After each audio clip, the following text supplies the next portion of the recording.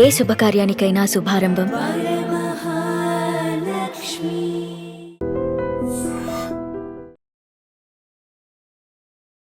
నమస్కారం, welcome to IT. నేను మీ సంగీత. ప్రియుడి పైన తప్పుడు కేసులు పెట్టారని చెప్పేసి ఉత్తరప్రదేశ్ కోర్టు ఆ మహిళపై ఆగ్రహం వ్యక్తం చేస్తూ 3 సంవత్సరాల పాటు జైలు శిక్ష, అదేవిధంగా 30,000 రూపాయల ఫైన్ విధించడం జరిగింది. ఒక్కసారి మనము ఆ కేసు వివరాల్లోకి వెళ్తే, ఎవరైతే మహిళ ప్రియుడి పైన కేసులు పెట్టిందో ఆ మహిళ ఈ అబ్బాయి కూడా గత కొంతకాలంగా లవ్ చేసుకున్న నేపథ్యంలో కొన్ని కారణాల వల్ల ఇద్దరికి సెట్ అవ్వకపోవడంతో కొన్ని నెలల క్రితమే ఇద్దరు విడిపోవడం అనేది జరిగిపోయిన తర్వాత ఈ అబ్బాయి వేరే అమ్మాయితో ఎంగేజ్మెంట్ పూర్తి చేసుకొని అతను ఒక ఇంటివాడు అవ్వాలన్న ఆలోచనలో ఆ వేలో ఉన్నప్పుడు నన్ను కాదని వేరే అమ్మాయిని ఎంగేజ్మెంట్ చేసుకుంటాడా అని చెప్పేసి అతని పైన రివెంజ్ తీర్చుకోవడం కోసం ఉత్తగనే అంటే లేనిది కేసు క్రియేట్ చేస్తూ ఇతని పైన అత్యాచారం కేసు, అదేవిధంగా SC/ST యాక్ట్ కింద కేసు ఫైల్ చేయడం జరిగింది.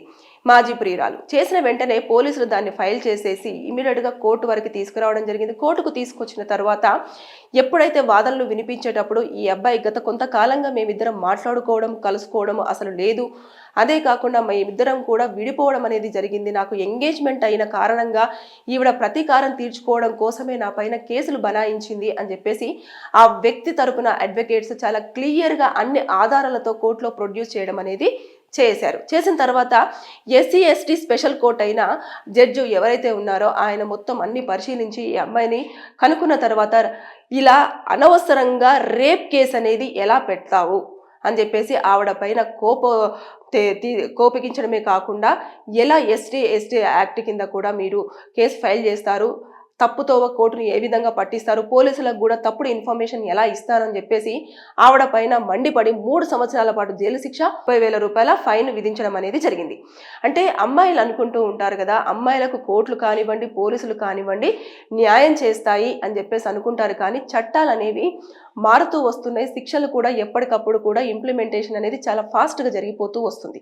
అయితే ఇక్కడ చూసేసుకుంటే ఎప్పుడో కొన్ని నెలల క్రితమే విడిపోయారు, అదేవిధంగా ఇద్దరు కలిసి ఉండలేం లేదు, అదేవిధంగా ఫోన్ మాట్లాడుకోవట్లేదు. ఈ అబ్బాయి కాదనుకొని చెప్పేసి వెళ్ళిపోయి నన్ను కాదనుకొని వేరే అమ్మాయిని ఎలా పెళ్లి చేసుకుంటాడు అన్న ఒక ఉద్దేశంతో ఈ అమ్మాయి కావలసుకొని రేప్ కేసు అనేది పెట్టడం జరిగింది.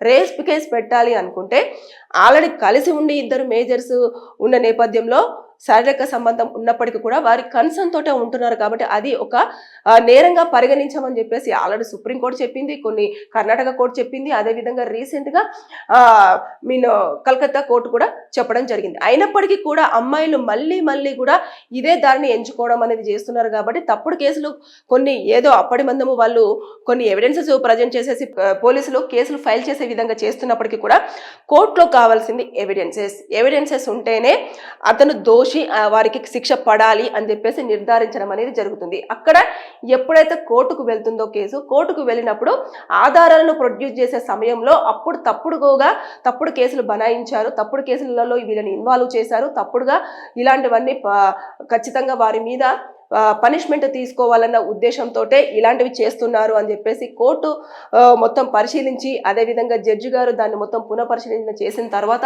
అప్పుడు ఇది కరెక్ట్ కేసు కాదు, ఇవి తప్పుడు ఆరోపణలతో ఫైల్ అయిన కేసు అని చెప్పేసి అక్కడ నిర్ధారించడం అనేది జరుగుతుంది. ఇలాంటివన్నీ పదే రిపీట్ అవుతున్న నేపథ్యంలో ఇక్కడ కోర్టు టైం వృధా చేసింది, పోలీసులకు తప్పుడు ఇన్ఫర్మేషన్ ఇచ్చింది, అదేవిధంగా తప్పుడుగా ఆవిడ ఎలాగైనా సరే కోర్టును నమ్మించే ప్రయత్నం చేసింది. కాబట్టి ఉత్తరప్రదేశ్ కోర్టు జడ్జి ఎవరైతే ఉన్నారో ఆయన చాలా కోపానికి, ఆవేశానికి గురైపోయి ఇలాంటివన్నీ రిపీట్ కాకుండా ఉండాలి అన్న నేపథ్యంలోనే ఏదైతే SC/ST స్పెషల్ కోర్టు ఉందో ఆ కోర్టు ఈవిడకి 3 years జైలు శిక్ష విధిస్తూ ఫైన్ కూడా విధించడం జరిగింది. ఇక మీదట ఇలాంటివన్నీ రిపీట్గా కాకూడదు, అదేవిధంగా అమ్మాయిలు జాగ్రత్తగా ఉండాలి, ఇష్టానుసారంగా కలిసి ఉండి తర్వాత విడిపోయినప్పుడు ఆ రిలేషన్షిప్ బ్రేక్ అయినప్పుడు మాత్రమే ఇలాంటి రేప్ కేసులు అనేవి పెట్టడం జరుగుతుంది. కాబట్టి ఇక మీద జాగ్రత్త పడతారు అన్న ఉద్దేశంతో ఇలాంటి తీర్పును వెలువరిచారు. దీనిపైన చాలా వరకు అబ్బాయిలు మాత్రం చాలా హర్షం వ్యక్తం చేస్తున్నారు. ఎందుకంటే ఎప్పుడైనా సరే అబ్బాయిలకే పనిష్మెంట్ అనేది ఉంటుంది, కానీ అమ్మాయిలు తప్పుడు కేసులు కేసులు పెట్టినా కూడా ఎలాంటి పనిష్మెంట్ ఉండట్లేదు, కావాల్సుకొని వాళ్ళను కోర్టు ఎక్స్క్యూజ్ చేయడం అనేది జరుగుతూ వస్తుంది అని చెప్పేసి అన్నారు. కానీ ఇక్కడ చూస్తే ఈ తీర్పు ఏదైతే ఉందో అది అబ్బాయిలకు కాస్త ఊరట కలిగించిందనే చెప్పుకోవచ్చు. ఎందుకంటే అక్కడ అతను మాజీ ప్రియుడు, అదేవిధంగా కొన్ని నెలల పాటు కూడా కలవట్లేదు, మాట్లాడట్లేదు, అసలు వీళ్ళిద్దరికి ఎలాంటి సంబంధం లేదు. అయినప్పటికీ కూడా అతని మీద అత్యాచారం కేసు పెట్టింది. ఎస్సీ ఎస్టీ యాక్ట్ కింద కూడా నన్ను ఇలా మాట్లాడాడు, నా కులాన్ని దూషించాడు అన్న ఉద్దేశంతో చేస్తూ కూడా కేసు ఫైల్ చేయడం జరిగింది. అది అక్కడ కూడా నిరూపణ కాకపోవడం వల్ల కేసు కొట్టేస్తూ ఈవిడకే తిరిగి పనిష్మెంట్ ఇవ్వడం అనేది జరిగింది. కాబట్టి ఇలాంటివి కూడా చోటు చేసుకుంటున్నాయి. కాబట్టి ఎట్టి పరిస్థితుల్లో ఒక రిలేషన్షిప్లో ఉన్నప్పుడు బ్రేక్ అయిన తర్వాత ఇక మీరు వదిలేసి మీ జీవితం చూసుకోవడం ఉత్తమం. అంతేకాని వారిని ఏదో పనిష్మెంట్ చేద్దాము, లేదు అనుకుంటే వారిపైన ఏదో ఒక రివెంజ్ తీర్చుకోవాలి, నన్ను కాదని ఇంకొకరితో ఎలా ఉంటారు అని చెప్పేసి మీరు కోపానికి వెళ్ళారు అంటే మీరే జైళ్ళల్లో ఉండాల్సిన పరిస్థితి అవకాశం ఉంది. కాబట్టి చోటు చేసుకునే అవకాశాలు ఉన్నాయి. కాబట్టి మనం ఎప్పుడైనా సరే అమ్మాయిలు జాగ్రత్త పడాల్సిన అవసరం ఎంతైనా ఉంది. ఎలాగడా కోర్టులో ఖచ్చితంగా తీర్పులు అనేవి అన్ని పరిశీలించిన తర్వాతనే వెలువరచడం అనేది ఈ మధ్య కాలంలో ఎక్కువగా జరుగుతుంది. కాబట్టి ఆ నేపథ్యంలో జాగ్రత్త పడాల్సిన అవసరం ఎంతైనా ఉంది అని నేను పదే చెప్పడం, ప్రతి వీడియోలో కూడా నేను చెప్పడం అనేది జరుగుతుంది. కాబట్టి లవ్ చేశారా, కలుసున్నారా, పెళ్లి వారికి వెళ్ళారా, పెళ్లి చేసుకున్నారా, అది ఒకటి క్లియర్. కానీ ఒకవేళ లవ్ చేసుకున్న తర్వాత మీరిద్దరు విడిపోయారు కొన్ని కారణాల వల్ల అనుకున్న తర్వాత, మీరు విడిపోయిన తర్వాత వాళ్ళ లైఫ్ ఎలా ఉన్నా కూడా మీరు ఇంకా పట్టించుకోకూడదు, వదిలేసేయండి. ఎందుకంటే ఒకరిని కాదని వెళ్ళిపోయారు కాబట్టి వారి జీవితం ఎలా ఉండాలనేది వాళ్ళు డిజైన్ చేసుకుంటారు.